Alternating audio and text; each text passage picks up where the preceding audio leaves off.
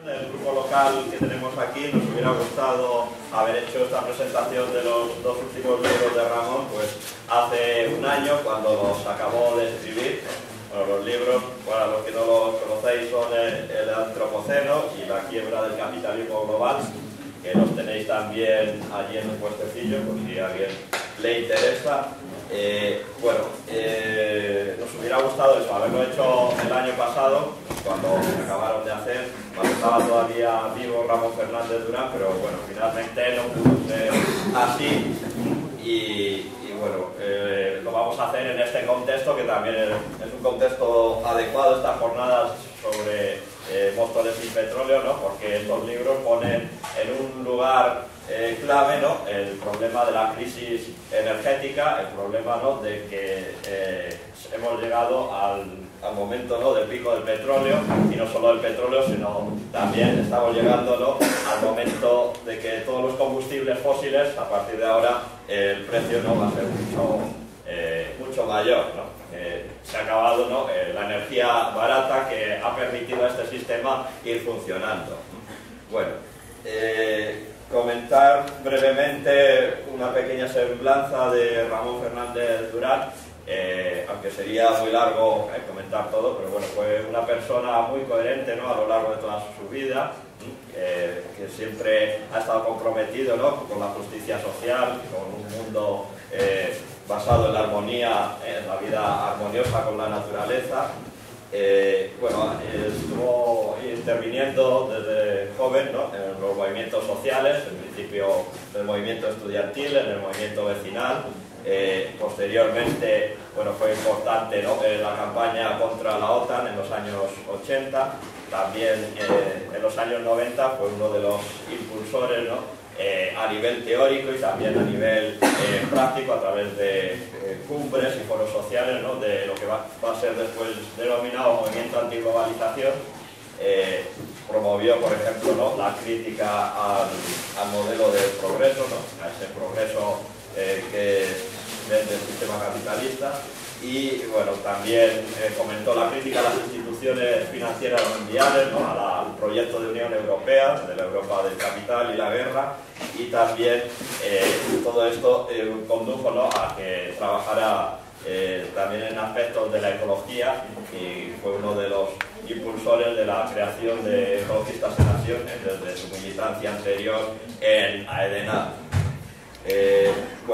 Sobre Ramón habría que comentar, ¿no?, muchas facetas de su militancia y de su activismo y de su compromiso, son múltiples, pero bueno, nos centramos en los últimos años, ¿no?, ya estuvo trabajando sobre todo a nivel más teórico, ¿no?, y ha escrito libros muy importantes, ¿no?, sobre lo que es la crítica a la Unión Europea, por ejemplo, también, ¿no?, sobre el modelo de globalización capitalista en el que nos encontramos, y por último estaba en proyecto, ¿no?, un gran libro en el cual pues se planteaba diversos aspectos, y dentro de este libro los libros que presentamos serían una parte de esta gran obra que proyectaba realizar. Bueno, en esta gran obra, como punto base, ¿no?, de todo ello, estaba el tema de la crisis del petróleo, que llegó a desarrollar en un pequeño libro sobre el crepúsculo de la era trágica del petróleo, que se titula, y a partir de esa crisis energética basada, ¿no?, en la energía barata, pues se planteaba el colapso del sistema agroindustrial, ¿no?, basado en grandes ciudades, ¿no?, la crisis de este modelo urbano, y también se planteaba, ¿no?, a partir de aquí, pues la crisis también que generaría en la sociedad de la imagen, en los grandes medios de comunicación de masas, y también en la sociedad tecnológica, que depende totalmente de la energía, y igualmente los transportes. Por lo tanto, esa crisis energética desbarata totalmente el sistema capitalista global, ¿no?, sobre el que se basa actualmente el sistema. Y plantearía, por lo tanto, pues un escenario de crisis de este capitalismo global que iría a dar a unos capitalismos regionales en competencia entre sí. Es un poco una de las tesis principales de las que va a exponer aquí.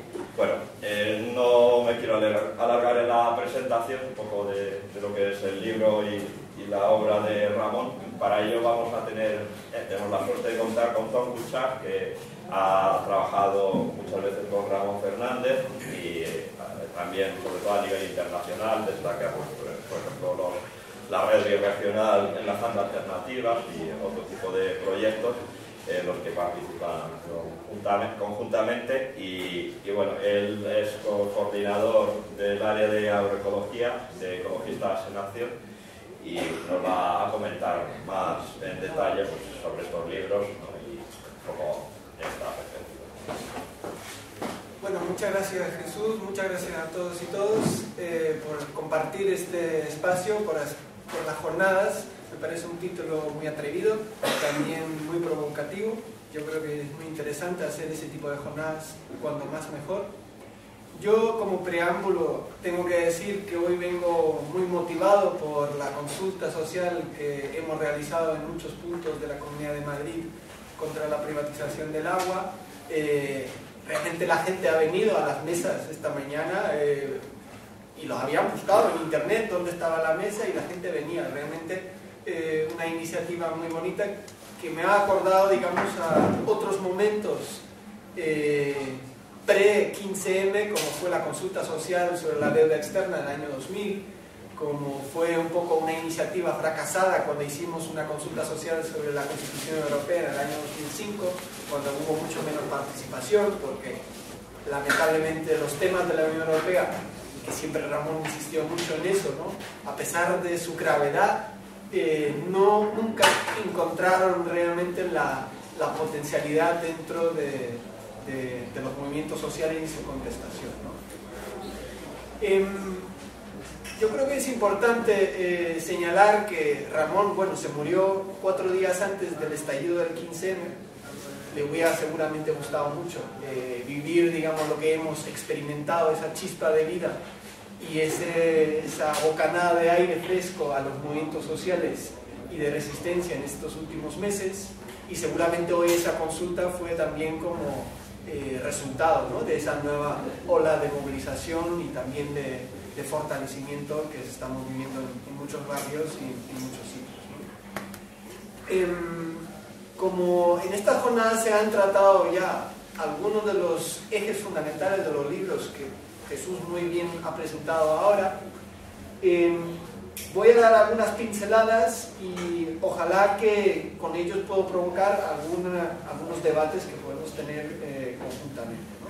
Sobre todo también viendo un poco cuáles pueden ser o no algunas prioridades para nuestras movilizaciones de cara a los próximos meses, cómo podemos influir o no en las movilizaciones del 15M con algunos de estos asuntos, sí o no, y donde igual también tenemos todavía profundizar mucho más los debates donde no están todavía, digamos, al nivel, ¿no? Solo basta con pensar que el tema del agua la gente lo sentía, por lo tanto lo convierte en algo que emocionalmente les vincula y por eso tal vez una buena participación hoy en la consulta social. Pero otros asuntos que son igualmente de importancia, que tienen la misma importancia que el agua, pero no lo sienten como algo que les afecta a su vida diaria. Y a pesar de que los precios del petróleo están creciendo de forma brutal, todavía no hay como una concientización, digamos, generalizada en relación a la crisis energética en la que hemos entrado, digamos, de lleno, ¿no? No sé si alguno de los referentes, digamos, de estos días, Carlos, Jorge o Pedro, se hayan referido, digamos, a una comparación de lo que fueron los años 70 y la crisis energética actual, ¿no? Pero el aumento del precio del petróleo en los años 70, de la crisis energética y económica de aquel entonces, fue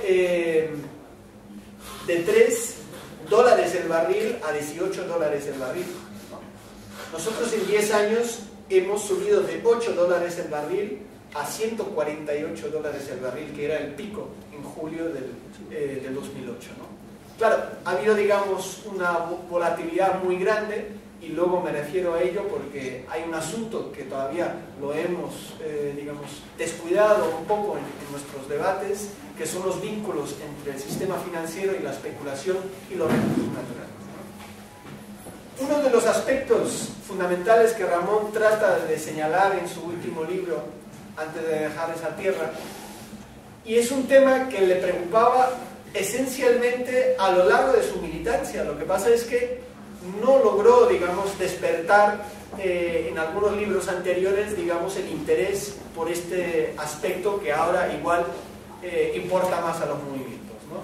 Que es realmente la cuestión energética, ¿no? Podéis volver un poco en la librería y ver la explosión del desorden, que fue, digamos, un libro de referencia de 1992, y según ese libro lo hemos nombrado en el blog que hicimos sobre la obra de Ramón.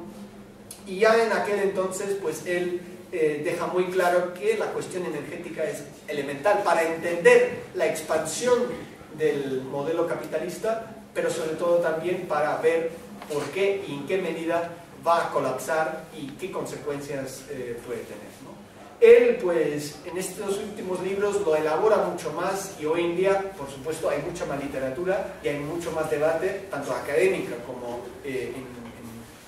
más, digamos, entre algunos de los movimientos de resistencia sobre estos límites, ¿no? Entonces él utilizaba la expresión del triángulo diabólico, ¿no? Ahí mete tres, digamos, aspectos fundamentales de la crisis multidimensional actual. Por un lado sería la crisis energética, que ya se ha abordado, digamos, de una forma muy amplia en estas jornadas. El aspecto del cambio climático, que lamentablemente en nuestra sociedad, digamos, de imagen, como bien ha dicho Jesús, tenía un auge y una concientización importante y una presencia, y de repente, a partir de las movilizaciones fuertes que hubo en Copenhague, en Dinamarca, en diciembre del año 2009, de repente, paulatinamente desaparece tanto en la opinión pública, en los medios de comunicación, en las lecturas, en las escuelas y en muchas otras partes, ¿no? Y por supuesto desaparece de nuestras prioridades de los gobiernos, y más bien la contraparte, digamos, mayor subvenciones a toda una deriva, digamos, de nuevos proyectos de combustibles fósiles está muy libre, ¿no? Y ahí me quiero retener, digamos, algunos segundos para mostrar cuáles podrían ser, digamos, los nuevos frentes, digamos, de lucha que están surgiendo y que están provocando, digamos, importantes movilizaciones, ¿no? Estamos viendo que la frontera petrolera se está desplazando cada vez más a lugares cada vez más alejados, más complicados a explorar. Por supuesto también, y yo creo que eso Pedro Prieto lo ha explicado suficientemente en su charla, digamos, porque el rendimiento energético del petróleo que se está sacando, pues está bajando cada vez más, ¿no? O sea, se necesita cada vez más energía, cada vez más inversión, cada vez más dinero público para sacar, digamos, la cantidad de energía fósil disponible, ¿no? Entonces se está avanzando hacia recursos que ni siquiera se pensaba explorar. Se llaman los recursos no convencionales, recursos que están en lugares enormemente profundos y donde la tecnología para acceder a ellos es enormemente costoso y además riesgoso, ¿no? Lo hemos visto con la explotación del Deepwater Horizon en el Golfo de México hace 2 años. Eso, digamos, se va a repetir, digamos, paulatinamente, porque acceder, digamos, a estas profundidades va a ser todavía más arriesgado de cara al futuro, ¿no? Y si os fijáis, digamos, los anuncios que tan pomposamente salen en los medios de comunicación, Repsol volvió a explorar, digamos, una gran reserva en los yacimientos de aguas profundas en Brasil hace una semana, o el otro que fue hace como 2 o 3 meses en Venezuela, ¿no? Estos son, digamos, petróleos con una calidad mucho más baja que los convencionales, pero sobre todo, digamos, la cantidad de energía para acceder a ellos es enorme, ¿no? Pero bueno, entre los petróleos no convencionales que se están explorando, también se encuentran recursos de gas no convencional.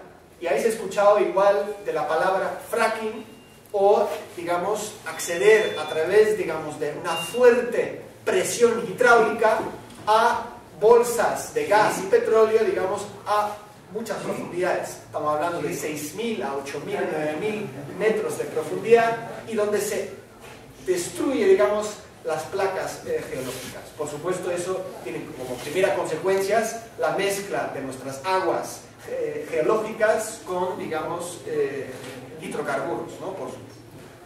Igual habéis escuchado en Argentina, ¿no? Eso ya es una tecnología que se utiliza, por ejemplo, en la zona de los pueblos mapuches en Argentina, en lo que es la Patagonia. Es una tecnología que Repsol y YPF ya utilizan desde hace muchos años, y por eso las aguas de estos pueblos están enormemente contaminadas, y cuando uno abre el grifo pues sale con un agua enormemente con una cantidad grande de hidrocarburos que uno puede poner en mechero y se enciende, ¿no? Bueno, pues esa tecnología ahora quieren aplicar también en Europa, aquí al lado, en Málaga, Cantabria, País Vasco, Aragón, País Valencia, digamos. Hay ya proyectos que se están tramitando en el Ministerio para hacer exploraciones de gas no convencional. Y no solo eso, sino también el Mediterráneo, donde hay poquísimas reservas, digamos, de petróleo, pero también Grecia, más de 300 plataformas offshore, digamos, en el mar Mediterráneo que quieren poner para pagar, digamos, la deuda pública que debe Grecia. Lo mismo, Libia, Túnez, Argelia, aquí en las Islas Canarias y también en algunas partes del Mediterráneo, plantean, digamos, nuevas exploraciones a ver si encuentran algunas gotas. Eso, digamos, es solo la antesala de lo que nos muestra, digamos, esa sed de petróleo, donde están intentando llegar a cualquiera de los últimos recursos todavía disponibles, ¿no? Y eso, por supuesto, genera unas emisiones de gases de efecto invernadero adicionales tremendas, y por eso, en términos de cambio climático, que es el segundo elemento que Ramón apunta como uno de los elementos fundamentales para entender la crisis actual, estamos retrocediendo tanto a nivel político como de opinión pública, pero también en términos reales, ¿no? O sea, 2010 hemos tenido el año de mayor aumento de concentración de emisiones de gases de efecto invernadero, hemos tenido el año de mayor aumento de temperatura a nivel global, y también hemos tenido, digamos, un aumento brutal de lo que es uno de los gases de efecto invernadero, que es el dióxido de carbono, en un 5%, sobre todo por el aumento del uso del carbón en la generación de electricidad, ¿no? Y ahora estamos viendo cómo se nos está vendiendo, digamos, una nueva economía llamada verde como solución, digamos, a la crisis, solución a la falta de crecimiento, solución al empleo. Entonces, ahora con la economía verde vamos a resolver todos estos problemas de la crisis económica. Y uno de los ejes fundamentales es sacar el transporte motorizado basado en los combustibles fósiles y pasarlo al eléctrico. Pero claro, en mente tienen, digamos, mantener el mismo modelo de producción de electricidad en base fundamentalmente a los combustibles fósiles. Por lo tanto, no hay nada verde ni nada de reducción de emisiones, sino justo lo contrario, porque ahora se están explotando todavía el carbón nacional, que se había paulatinamente reducido su utilización, y sabéis que el carbón que tenemos en Asturias, por ejemplo, es mucho más contaminante, es mucho más sucio que el carbón que importamos. Eso no quiere decir que nosotros defendemos importar el carbón, justo lo contrario. Tenemos una propuesta de producción de electricidad de aquí al 2020 donde se elimina totalmente, digamos, la utilización del carbón, ¿no? Pero a nivel mundial, y eso es otro elemento que quiero resaltar y provocar un poco el debate, ahora que hay una crisis, digamos, tan fuerte aquí y todos sentimos, digamos, golpeados, y muchas veces, ¿no?, cuando la gente nos pide dinero en el metro, en cercanías, digamos, está efectivamente viendo que eso va por un camino, digamos, enormemente peligroso. A veces olvidamos perder el horizonte y la perspectiva. Yo creo que hay que añadir, digamos, a los elementos que nos han llevado a la crisis económica aquí, cuáles son las perspectivas globales. Y ahí el elemento de la energía, el elemento del cambio climático son importantísimos, ¿no? Porque el crecimiento económico de China, India, se basa fundamentalmente en la quema de carbón. Eso no quita que China, por ejemplo, hace mucho más esfuerzos en la sustitución de combustibles fósiles por energías renovables que lo estamos haciendo, por ejemplo, en el caso del Estado español, en el caso europeo o de Estados Unidos, ¿no? Esos son debates, por supuesto, que se suele obviar en las grandes cumbres sobre cambio climático que se suele tener. También es cierto que los países del sur, que tanto se culpa ahora por el crecimiento de las emisiones de gases de efecto invernadero, tienen, digamos, también mucho más esfuerzos políticos para reducir estas emisiones. Sin embargo, también es cierto que nosotros importamos una cantidad importante de emisiones de otros países que no se contabilizan aquí, porque gran parte de nuestros productos de consumo, de ordenadores, de coches y de otros elementos que se producen, por ejemplo, en China, lo importamos y las emisiones lo produce China, pero lo consumimos nosotros estos productos. Lo mismo podemos hablar de nuestras emisiones vinculadas a la agricultura. No sé si se ha hablado ya en estas jornadas, pero nosotros ocupamos, por ejemplo, en Latinoamérica 23 millones de hectáreas, que es, digamos, una cantidad importante de tierra donde se cultiva piensos para nuestra ganadería intensiva. Y eso, digamos, es el consumo de soja de la Unión Europea, 23 millones de hectáreas en Latinoamérica. Luego hay muchas otras tierras que ocupamos para nuestro modelo tan altamente dependiente del petróleo. Ramón apunta en su libro que esa dependencia del petróleo del sistema agroalimentario mundial pues va a ser una de las consecuencias por la que la crisis alimentaria que ya estamos sufriendo en estos últimos años todavía se va a agrandar más. Y por supuesto los que más lo van a sufrir son las poblaciones centradas en las grandes metrópolis en los países del sur, ¿no? Estamos pensando en países, digamos, con una población metropolitana cada vez más creciente y también más desigual, como en el caso de Bombay, India, ¿no? Donde crece, digamos, la clase media, digamos, con unos consumos importantes, pero también crece esa población expulsada del mundo rural, teniendo en cuenta que en India todavía hay un 70% de la población que vive de la agricultura y que paulatinamente se expulsa del mundo rural. Bien, eso como uno de los elementos cuando empezamos a hablar de estos escasez de recursos, la crisis energética, cambio climático, y añadiríamos, digamos, otro elemento de ese triángulo diabólico que es el colapso ecológico.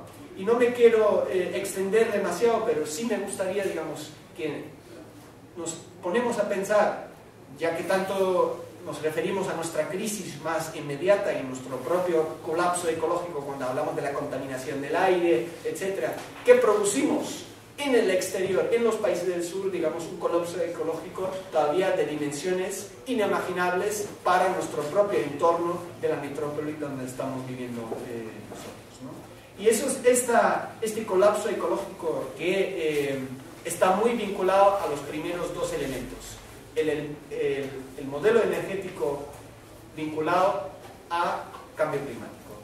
Estamos hablando que la escasez de agua, que ya estamos empezando a sufrir aquí en el mundo rural, ¿no? Y que va a generar, digamos, enormes problemas de falta de agua para la producción de alimentos, que se va a vivir también en el mundo del turismo, donde se va a recortar muchísimos empleos justamente por esa escasez de agua y los problemas vinculados al cambio climático. Pero si eso lo trasladamos, digamos, al mundo, esa escasez de agua y el aumento de las temperaturas que provocamos nosotros, en gran medida, pues significa directamente la diferencia entre la muerte y la vida, ¿no? Y esa decisión tan enormemente irresponsable de los gobiernos en la última cumbre de cambio climático en Durban en diciembre del año pasado, que decidieron que vamos a tomar una decisión para 2020. Y en el 2020 ya veremos si volvemos a firmar un nuevo acuerdo para obligar a los países a reducir sus emisiones, ¿no? O sea, otros 9 años de inacción para seguir aumentando las emisiones y, como decimos, en países asiáticos, africanos o latinoamericanos, esa situación de cambio climático, realmente ese colapso ecológico se está sintiendo, digamos, entre la muerte y la vida, ¿no? Y no debemos olvidar este aspecto o estos aspectos de nuestras consecuencias, de nuestras acciones locales en el debate que tenemos ahora de cómo salir de la crisis aquí, porque permanentemente nos venden la moto de volver al crecimiento, de volver a producir empleos a través del crecimiento, y esto siempre está vinculado a una mayor exploración de los combustibles fósiles y, en consecuencia, mayor emisiones de gases de efecto invernadero y mayor cambio climático. Eso es un aspecto que no deberíamos olvidar de este debate, ¿no? Bien,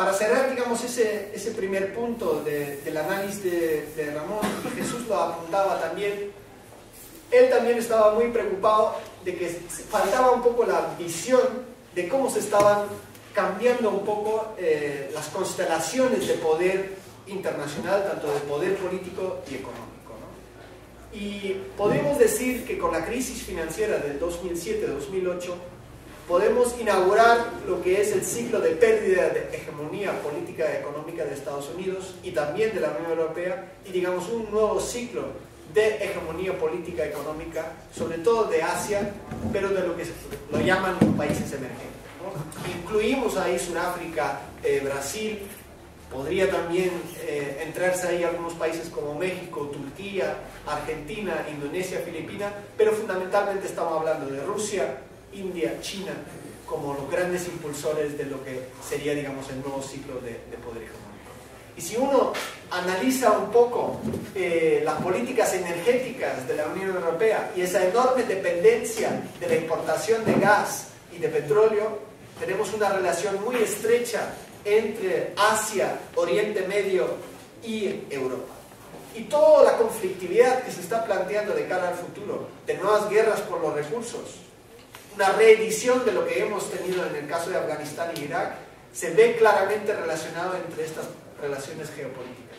Y eso no se borra de la noche a la mañana, no se pasa a un modelo de energías renovables, sino nos tememos que se van a profundizar estas relaciones enormemente conflictivas con Asia y con el Oriente Medio para calmar la sed de nuestro, digamos, del uso de combustibles fósiles. Y esa alberga, digamos, nuevas amenazas, digamos, de guerras, y aquel lema, ¿no?, que utilizamos en las movilizaciones de 2003, no más sangre por petróleo, deberíamos volver a pensar si eso debería ser uno de los lemas fundamentales en el movimiento 15M de ahora.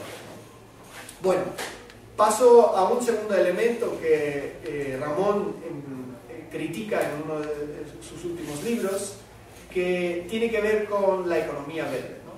Ahora estamos a pocos meses de una de las cumbres que va a tener cierto impacto en los medios de comunicación, Río + 20, ¿os acordáis? 1992, la famosa cumbre de la Tierra, donde los gobiernos por primera vez se pusieron de acuerdo sobre el tema del desarrollo sostenible y la reedición del modelo capitalista del crecimiento en base de la preocupación por el medio ambiente, ¿no? Bueno, 20 años, estamos todavía mucho peor que en 1992, 20 años perdidos, que se vinculan también a, digamos, los 20 años previos de la última crisis energética hasta 1992 con bajos precios energéticos.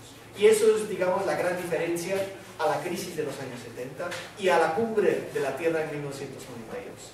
Los bajos precios, tanto del petróleo, de gas, de carbón, pero de otros recursos naturales, ya no existen. Entonces tenemos un nuevo fenómeno de esa economía verde que nos venden, con lo que los mercados financieros, donde hay una enorme liquidez.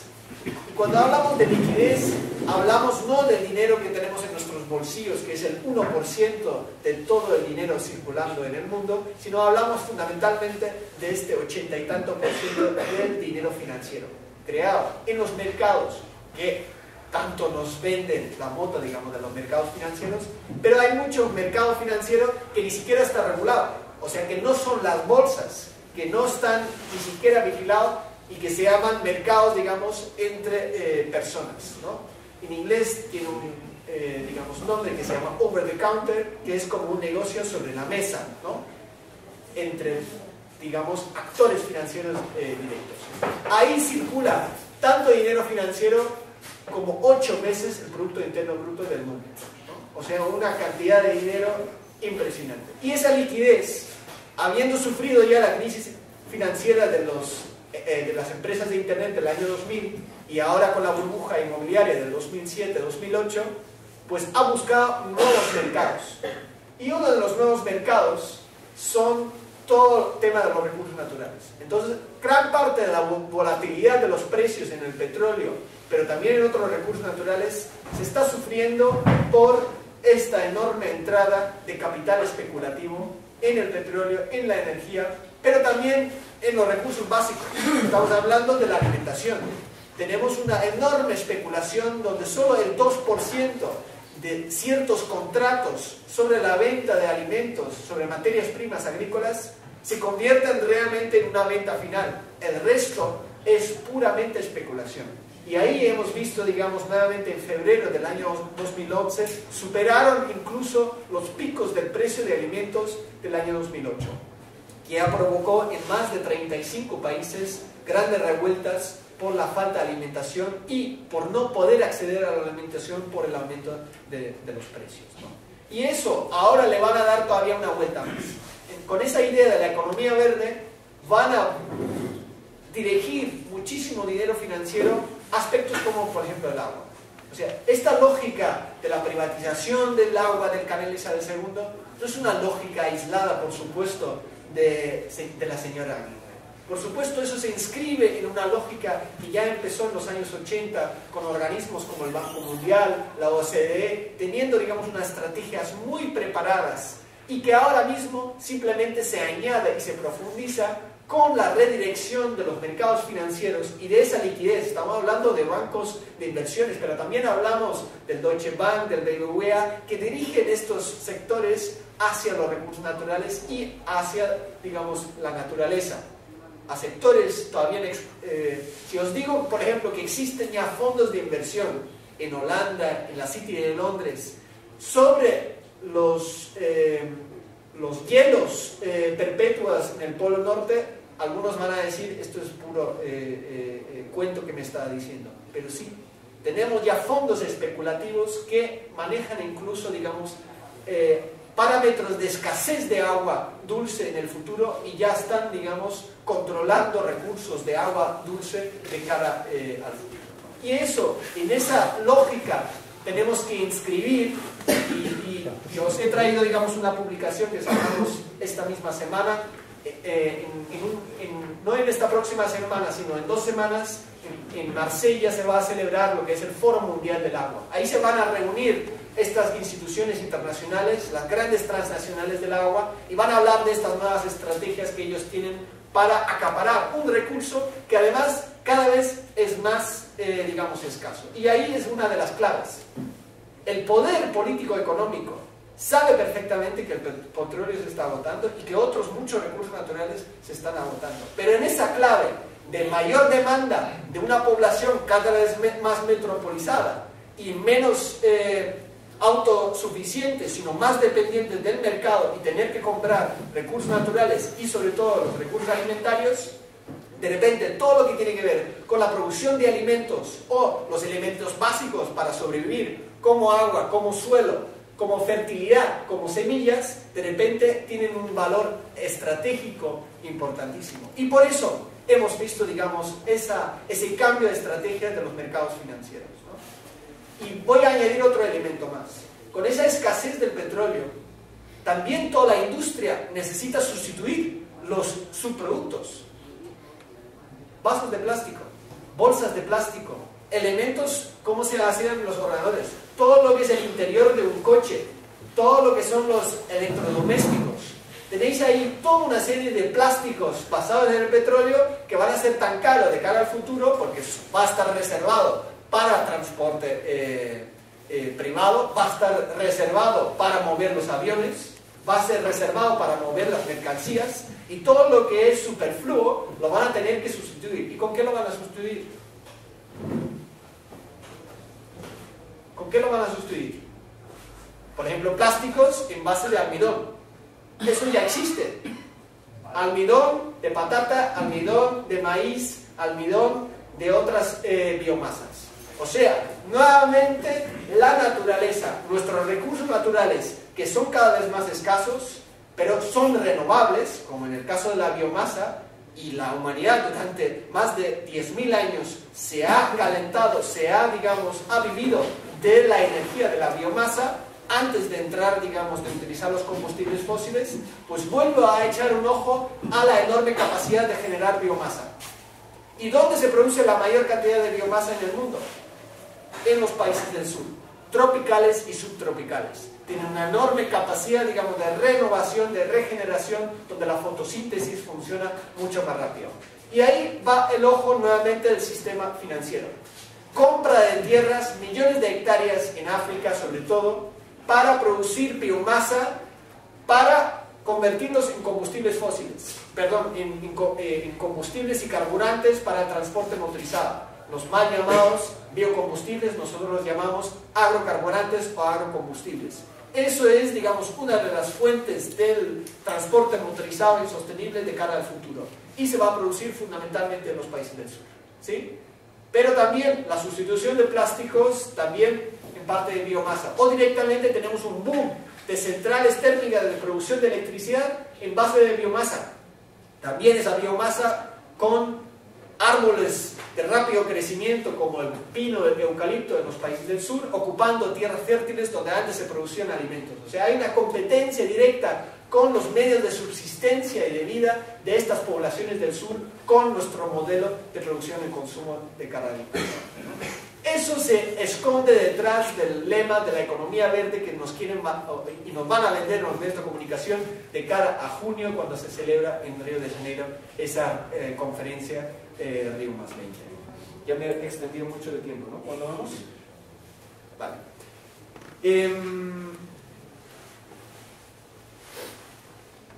Otro de los elementos que yo creo que es importante para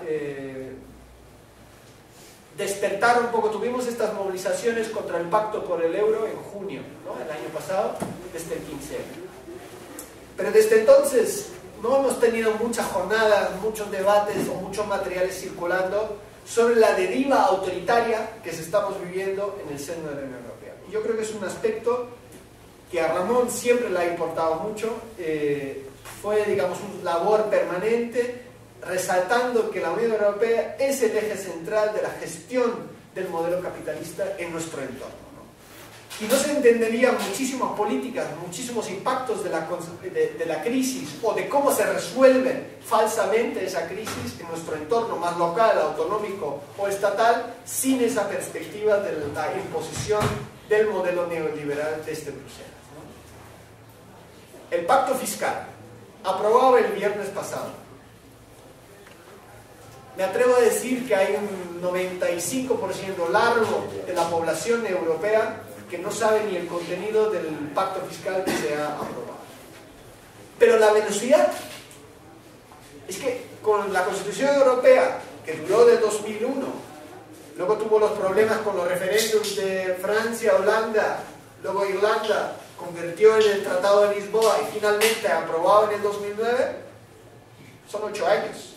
Ahora el pacto fiscal, noviembre sale la propuesta, enero ya se ponen de acuerdo y lo firman el viernes pasado.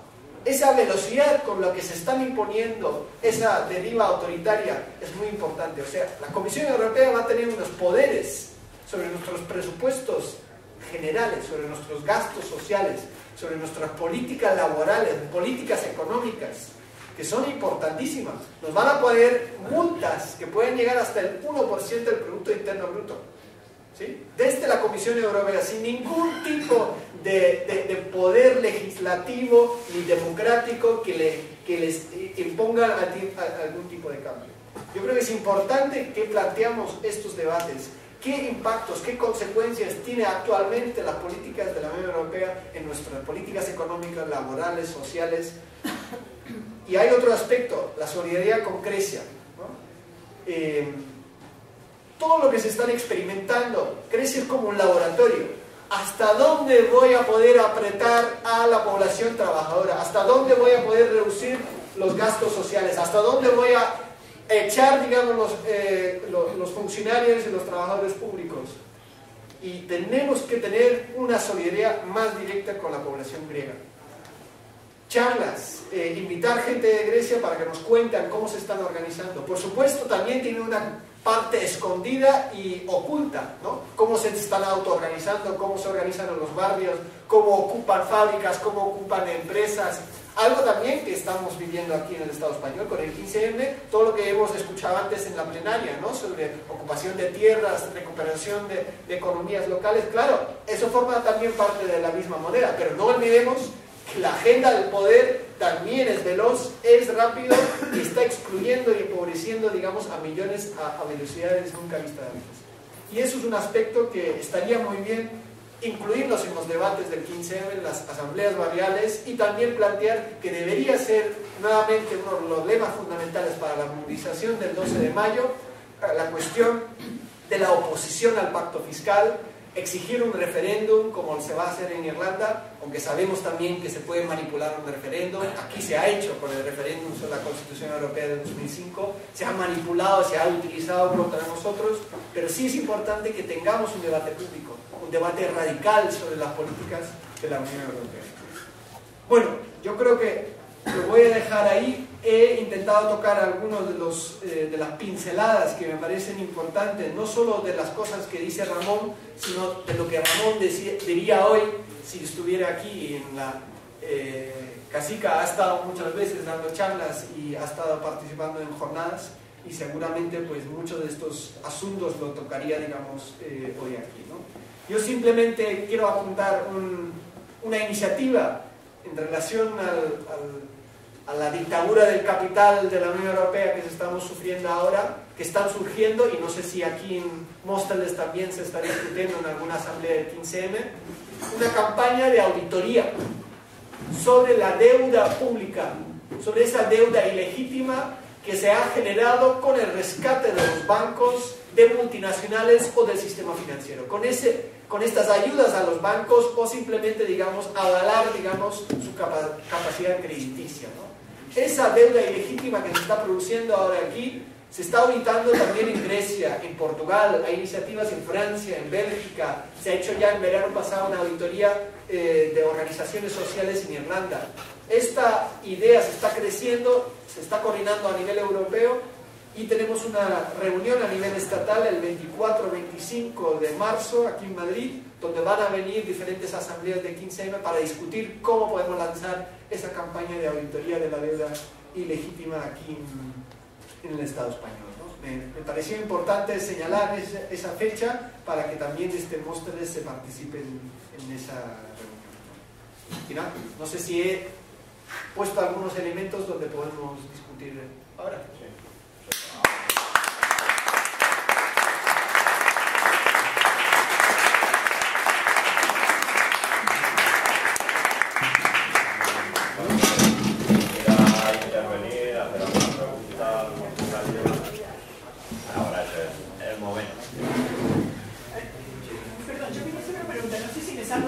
Pero a mí me interesaría saber por qué no se habla de Islandia. No sabemos nada de Islandia, y yo entiendo más o menos por lo poco que sé que ha pasado por esto, y le ha dado un tipo de solución que de alguna manera parecería como que todos nosotros estamos tratando de llegar un poco a eso. No sé si es acertado, digamos, mi expectativa, digamos, o digamos, la impresión que tengo por lo que yo más o menos he leído y sé, es que Islandia está saliendo, el pueblo islandés está saliendo por su propio pie de todo eso, y ha sabido castigar a los responsables, y de alguna manera le está dando un poco la vuelta, digamos, al tema que nosotros estamos yendo hacia el desastre, ¿no? Tiene los mismos habitantes que nosotros. Bueno, pero no importa, de alguna manera supongo que va. El tema de la población seguramente es un aspecto de diferencia muy importante, ¿no? ¿Por qué, digamos, ese tipo de cambios son posibles allá y no aquí, ¿no? Pero no debemos olvidar que Islandia también es un ejemplo, digamos, de salir de la crisis a costa de quién, ¿no? Y si hoy vemos un poco los periódicos y vemos la tendencia, vamos a exportar más, vamos a crecer exportando, vamos a crear crecimiento económico y beneficios para las empresas multinacionales en el exterior, ¿no? Eso quiere decir que nuevamente vamos a apretar sobre las condiciones de vida, sobre los derechos sociales y laborales que se están atacando aquí, pero también en los países del sur, ¿no? Yo creo que es un aspecto muy importante, y Islandia no queda fuera de ello, ¿no? Digamos, muchos ingresos económicos del modelo islandés también se basan de la explotación, digamos, en el exterior, ¿no? No crean esa riqueza, entre comillas, en esta isla con la venta de pescado y con el turismo, ni con la energía geólica que generan ahí, ¿no? Pero seguramente hay dos aspectos que deberíamos recoger de lo que apuntas tú. Uno es realmente llevar a los responsables a juicios. Eso sería un elemento fundamental, que nos pongamos de acuerdo de llevar a tribunales, digamos, responsables de bancos o de gobiernos. Y el otro elemento es el no pago de la deuda ilegítima, ¿no? Y eso tiene que convertirse en una referencia, digamos, de las movilizaciones, ¿no? Exigimos al gobierno el no pago a los bancos y a los acreedores, que yo creo que la semana pasada lo hemos visto tan claramente, ¿no? Las noticias casi en los periódicos estaban en la misma página. Por un lado, el Banco Central Europeo sale con una nueva liquidez para los bancos al 1% de interés, más de 1 billón de euros, o sea, estamos hablando de 1 millón de millones de euros, que es más del Producto Interno Bruto del Estado español, y al mismo tiempo hemos visto lo que cobran de los ayuntamientos, de los créditos que estos mismos bancos dan entre un 4 y 5% de interés, ¿no? Yo creo que es más claro que el agua, y yo creo que ahí es uno de los elementos fundamentales de nuestra movilización, que dejen de pagar a estos vampiros el dinero, ¿no? Perdón, yo creo que ya también sería hora de hablar de terrorismo económico que están ejerciendo sobre los pueblos de alguna manera, ¿no? O sea, de palabra bonita, porque la palabra terrorismo parecería que se aplica solamente a lo que a ellos les conviene, pero esto es terrorismo económico, que están provocando miles de muertos y lo van a provocar mucho más por inanición, por desnutrición de niños en poblaciones enteras. Entonces, esto es terrorismo económico. Creo que habría que empezar a utilizar un lenguaje ya apropiado para eso, ¿no? Y no asustarnos. ¿Hay alguien más? ¿Por qué modelo energético abogáis en ecologización? Tal como está ahora mismo, o sea, tal como está ahora la situación. Algo factible, algo viable, o sea, Nosotros tenemos un modelo, lamentablemente hoy me olvidé la publicación, fue un fallo mío. Lo tenéis en nuestra página web, se llama, digamos, Propuesta Energética para 2020. Es realmente una propuesta no revolucionaria, es una propuesta basada en cifras reales, digamos, de reducción del uso energético a niveles, digamos, desde hace no mucho, de niveles de torno al año 1999-2000. Estaríamos hablando de una reducción de energía neta primaria de un torno al 46%, ¿no? Eso no significa volver a las cavernas, pero significa, digamos, una reducción del consumo energético, pero sobre todo hay que tener en cuenta que ahora mismo tenemos una sobrecapacidad, o sea, estamos produciendo mucha más electricidad de lo que realmente es necesaria. En ese modelo de 9 años hasta 2020 eliminaríamos totalmente la producción de electricidad en base de la energía nuclear, eliminaríamos la energía de carbón y eliminaríamos el fuel oil, ¿no? Uno de los recursos más sucios también en términos de emisiones de gases de efecto invernadero.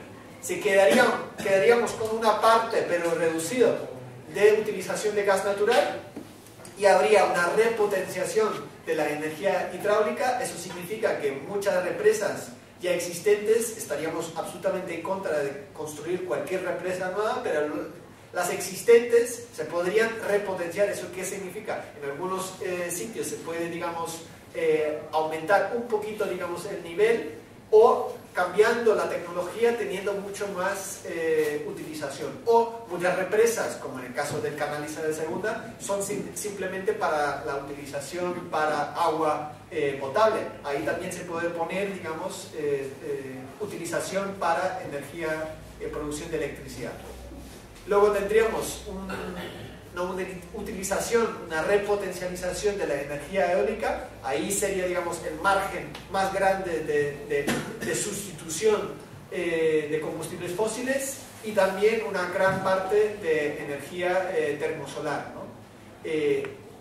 Claro, ahora tenemos que hablar de la realidad política. Con el gobierno, digamos, ya entró, digamos, reducir muchísimas las subvenciones a las energías renovables con el Partido Socialista, y ahora con el Partido Popular todavía más se han ido eliminando muchos de estos factores. Y para nosotros es importante, para un modelo energético distinto, es necesario la renacionalización o remunicipalización, digamos. El tener la capacidad de la población de tomar las decisiones sobre el modelo energético que quieren, es importante cambiar las leyes para quitárselos a las grandes empresas transnacionales como Endesa, Unión Fenosa, Red Eléctrica, devolvérselo al ámbito político, público, y ahí un modelo más descentralizado, donde tendremos una cercanía más grande entre donde se produce la electricidad y donde se consume. Y eso también podría eliminar muchísimas infraestructuras de grandes redes eléctricas de alta voltaje de nuestro modelo energético. Lo tendremos que sustituir y podríamos quitar gran parte con ese modelo. Te digo, está hecho sobre cifras reales, lo tienes, digamos, en nuestra página web y con mucho gusto también te lo mandamos. Perdóname un segundito, pero entre que los pistas de la acción tenéis capacidad de llevar esto a las instituciones a través de cualquier cosa, me refiero, con los datos en la mano, lo podéis llevar al gobierno, lo podéis llevar a... Se ha llevado a muchos sitios, se ha llevado a los diferentes partidos políticos, a instituciones como el Congreso de los Diputados, a los diferentes gobiernos, tanto del pasado como el actual, se ha llevado a comunidades autónomas, se ha llevado a diferentes instituciones también que se mueven en el ámbito energético, y recientemente, no la llamaría, digamos, un pacto con el diablo, pero nos hemos metido, digamos, una plataforma impulsado por el sector de las energías renovables, sobre todo los pequeños productores, donde se está apoyando, digamos, la lucha contra la eliminación de subvenciones y de facilidades, digamos, porque realmente puede ser un golpe muy duro contra la sustitución de energías fósiles por renovables. Por supuesto, eso no significa que nosotros estamos con Endesa, Unión Fenosa, es todo lo contrario, pero sí estamos apoyando a los pequeños y medianas empresas del sector de energías renovables que puntualmente y temporalmente ahora estamos haciendo una alianza para luchar contra ese golpe, digamos, que ha dado el Partido Popular contra la energía renovable. Gracias. Había otra pregunta. Sí, yo solo quería comentar de plantear, si habéis tenido en cuenta, habéis analizado la relación entre el colapso financiero y energético que está ocurriendo como simultáneamente, ¿no? Porque lo que yo no sé si uno está acelerando al otro. Por ejemplo, el económico está acelerando al energético o está intentando pararlo de alguna forma. Ahora mismo todo dudas, es lo que tengo, porque parece que lo está acelerando, creo yo. No sé si es consciente de ello. Esto de imprimir dinero, ¿no? O esto de los rescates bancarios. Es como la huida hacia adelante, pero que, no sé, aumenta el agujero, va a explotar. No sé si le habéis dado unas vueltas. Es un punto que Ramón analiza en uno de los capítulos de su último libro. Hay, por supuesto, un enlazado muy fuerte, y la crisis energética impulsa la crisis financiera. Es la gran diferencia, como vuelvo a subrayar, entre la crisis energética, financiera, económica de los años 70 y la de hoy en día, pero a la que menos atención se presta. Se presta más atención a la desregulación, hay campañas contra la desregulación financiera, hay campañas en relación a los bonuses que reciben los grandes banqueros, hay cierta sensibilidad con que efectivamente con esa desregulación y la creación de derivados financieros eso tenía que explotar y vuelva a explotar, pero muy pocos miran al punto que acabas de tocar, que es muy importante: cómo la conciencia del mundo financiero sobre los límites y la escasez de los recursos afecta a los precios y por lo tanto a la propia especulación. Y ahora voy a decir una cosa que puede parecer muy abstracto, pero es fundamental para mostrar lo que acaba de decir, ¿no? Todo el sistema financiero y ese volumen de creación de dinero financiero se basa en la confianza. Y durante muchas décadas la confianza fue Estados Unidos y la plaza, digamos, de los mercados financieros más importante, que es la Wall Street, ¿no? Y después viene la City de Londres y la tercera Frankfurt, y ahora se van sustituyendo por Shanghai y por Singapur, ¿no? Bueno, entonces existe esa confianza en que va a haber rentabilidad sobre mi ingreso, digamos, o mi inversión sobre ciertos fondos, ¿no? Y luego también existía la otra confianza de que si yo te compro otro proyecto financiero que tú me dices que es muy rentable, pues yo también voy a sacar, ¿no? Y esa confianza se extiende. Y eso está basado en que hay una persona que ha cogido, digamos, un préstamo para hacer estas inversiones para que me lo devuelva, ¿no? Y esta confianza, esa generación de deuda permanente y sobre todo con el elemento del interés, pues ha funcionado, digamos, esa burbuja financiera durante muchas décadas. Y había, digamos, muchas diferentes crisis cíclicas donde esa confianza se quebró y se volvió a generar, ¿no? Podríamos decir que la última crisis del 2007-2008, y hay una potentísima frase de Ramón muy al principio del libro donde dice, del año 2007 nunca volvemos a... Digamos, el año 2007 nunca volvemos a ese mundo del año 2007, porque nunca más se vuelva a crear la cantidad de dinero financiero como se había creado antes del 2007. Y eso por una razón que esa confianza en parte se ha quebrado. Y se ha quebrado, ¿por qué? Yo he creado esas burbujas financieras, estos préstamos, cogiendo la naturaleza y los recursos naturales del futuro y lo he traído al presente. Porque yo he contado con que va a haber crecimiento económico en el futuro con este capital económico. Y ese capital económico significa también los recursos naturales. Pero estos recursos naturales se están ensanchando y sobre todo el colapso ecológico genera todavía más conflictos de cara al futuro para tener menos acceso a estos recursos naturales, tipo agua, tipo sequías y otros elementos, ¿no? Y esa es la quiebra que la gente del poder financiero lo conoce muy bien. O sea, ellos conocen el informe de cambio climático, saben las consecuencias económicas que va a tener, etcétera, etcétera. Entonces saben que en el futuro no va a haber crecimiento económico para poder devolver estos préstamos que se han dejado. Y por lo tanto esa quiebra se empieza a dar, digamos, en los propios órganos de difusión y de generación de conocimiento y pensamiento de los sectores vinculados al sistema financiero, ¿no? Y yo creo que eso es efectivamente, como bien apuntas, uno de los elementos fundamentales. Tenemos que mostrar cómo efectivamente la escasez, la desaparición de los recursos y en el futuro un pico fuerte, ya no solo del petróleo, que ya hemos pasado en el año 2010, ¿no? Según la Agencia Internacional de Energía, vamos a pasar por el pico del gas y luego del pico del carbón en el año 2030, donde Ramón pone en su último libro, de acuerdo a otros autores que están investigando esto, no es una tesis, digamos, de Ramón que se saca de la manga, sino lo ha contrastado con muchísimos otros autores que han estudiado, digamos, la quiebra fuerte, digamos, del capitalismo empieza cuando ya su último fuente de energía fósil, que es el carbón, y que sobre el que se basa, digamos, gran parte del crecimiento económico fuera de Europa, sobre todo India y China y Rusia, pues esa fuente de energía, en el caso de carbón, se va a reducir paulatinamente a partir de los años 30, y por eso él plantea, digamos, la crisis del sistema capitalista global a partir del año 2030, aunque ya hemos entrado fuertemente en la fase digamos, del colapso, que sería a estos años. No es una cifra, digamos, exacta, que va a ser el 31 de diciembre, tal, no. Siempre estamos hablando de muchas incertidumbres y por lo tanto cambios que puede haber, ¿no?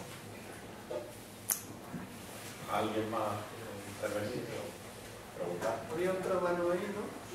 Bueno, da igual. No, yo era un pequeño apunte. Sí que es cierto que dentro de los combustibles fósiles el carbón pues juega una parte importante, pero yo creo que el nudo central de la energía básicamente es en la de transporte. Digamos que es el eje clave porque no se entiende el sistema capitalista sin una energía de transporte barata. Es incomprensible pues fábricas que hagan todos los componentes o porque no serían rentables. Evidentemente no estarían cerca de aquellas materias primas que lograrían economías de escala produciendo esas cosas. Entonces yo creo que es mucho más cerca, porque un capitalismo sin un intercambio de mercancías ágil y económico supone prácticamente una quiebra. O sea, es la reducción a capitalismos seminacionales que dejarían de tener esencialmente el sentido capitalista.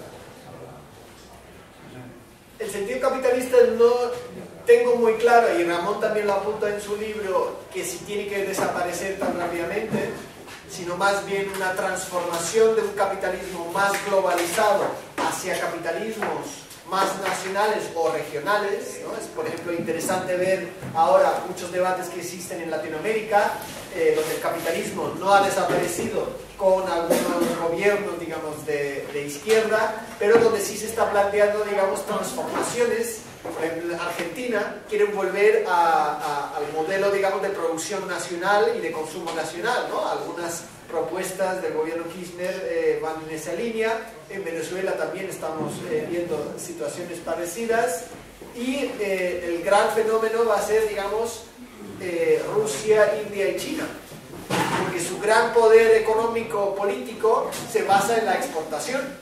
Si esa exportación se quiebra justamente por el elemento que tú apuntas, de la incapacidad tanto de los centros de poder, Estados Unidos y Europa, de comprar, pero sobre todo porque los precios del petróleo son tan altos que ya no es rentable exportar los productos de un lado a otro del planeta, ahí efectivamente puede haber una quiebra, y estos 300 millones de personas que se han migrado del campo a la ciudad en China, ahí puede haber una quiebra social y un descontento y una explosión, digamos, de desigualdades por la generación de paro que va a producir esa situación, pues importantísimo, y generar una inestabilidad, digamos, grande.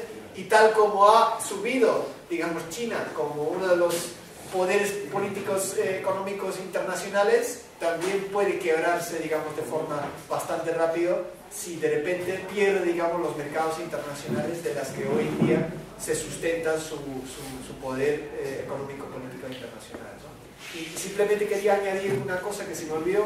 Ramón explica también muy bien por qué las grandes multinacionales y el sistema financiero, con la quiebra, digamos, del modelo energético basado en el petróleo, van a ser uno de los que, en primer lugar, van a sufrir, digamos, una bancarrota y una quiebra, ¿no? Porque muchos analistas hoy en día piensan que estamos en una fase de economía desmaterializada, todas esas redes de internet de alta tecnología van a funcionar, digamos, sin petróleo, y eso es una de las claves que Ramón desmonta muy bien. O sea, toda esa locura de internet depende fuertísimamente del uso de petróleo y de combustibles fósiles, y con la desaparición, pues todas estas redes de transmisión de datos y sobre todo de las transacciones financieras en microsegundos y microminutos que hoy en día se realizan 24 horas, ahí va a haber, digamos, también una quiebra muy importante, ya no solo de confianza, sino también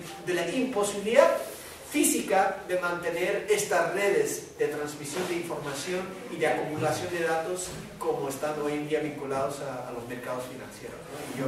Y ahí también van a sufrir, digamos, una interrupción fuerte, y aunque hoy todavía piensan que eso no les va a afectar. Las organizaciones alemanas han hecho una reunión el fin de semana pasada y convoca aquí en Frankfurt, digamos, uno de los centros financieros muy importantes aquí en Europa, el 19 de mayo a una gran movilización, y quieren ocupar el Banco Central Europeo, quieren hacer, digamos, como lo que hicimos en Sol el 15 de mayo, pues quieren hacer una ocupación ahí en la plaza del Banco Central Europeo y también de otros bancos alemanes, para señalar que también hay organizaciones y voces en Alemania que no están de acuerdo con la línea de Merkel, y sobre todo mandar también una señal, digamos, a Grecia contra, digamos, los intereses de los bancos alemanes. Ahí podríamos también pensar un poco, nosotros hace unos meses hicimos un gran euro, que los volvemos a utilizar en las manifestaciones, en las concentraciones, para simbolizar el poder del euro en la crisis y sobre todo las consecuencias. Lo hemos pintado, digamos, todas las consecuencias en las estrellas que tiene el euro, de paro, de exclusión, de militarismo, etc. puede ser una herramienta muy útil y ha salido un montón de medios de comunicación, así que os animo, si queréis hacer un neuro gigante y luego utilizar las concentraciones aquí en Móstoles, pues os va a ser muy rentable mediáticamente.